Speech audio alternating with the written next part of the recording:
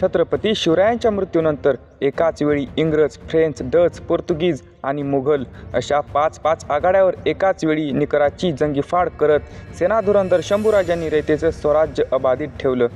केवळ महाराष्ट्र आणि भारतभूमीच नाही तर संपूर्ण जगभर शंभूराजांच्या पराक्रमाची चर्चा होऊ लागली.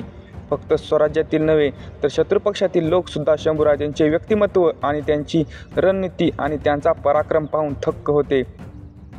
निर्विवादपणे छत्रपती शिवराय सिंहासारखे खणखर होते आणि छत्रपती संभाजी महाराज सिंहाच्या छायाप्रकारे प्रखर आणि आक्रमक होते. दुर्दैवाने याच पराक्रमी शंभूराजांना आपल्याच लोकांनी बदनाम केले.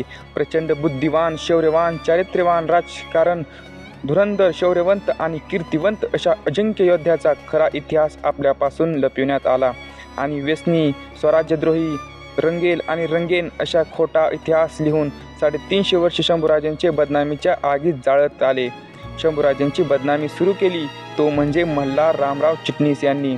हा मल्हार रामराव चिटणीस शिवाजी महाराजांचे चिटणीस बाळाजी आवजी यांचा पंतू होता. आपले पूर्वज बाळाजी आवजीला हत्तीच्या पायी चिरडून मारल्याचा राग मनात धरून या मल्हार रामराव चिटणीसांनी शंभूराजांच्या मृत्यूनंतर तब्बल 120 वर्षानंतर एक बखर लिहिली.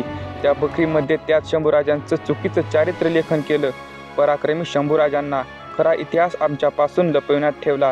केवळ मल्हार रामराव चिटणीस यांनी नाही तर आपल्या येथील कथाकार, कादंबरीकार, नाटककार यांनी शंभूराजांची बदनामी सुरूच ठेवली. पण सत्य शेवटी किती दिवस लपून राहणार? त्यांनी शंभूराजांना कितीही बदनाम केले तरी शंभूराजांचा पराक्रम जगासमोर यायचा राहिला नाही. औरंगजेबाच्या इतिहासकार खाफीखानाने शंभूराजांचे वर्णन करताना लिहून ठेवले, संभाजी धामधूम आणि उच्चांकी करण्यात शिवाजीपेक्षा 10 पट तापदायक ठरला. तो स्वतःला सवाई शिवाजीराजा म्हणून घेई.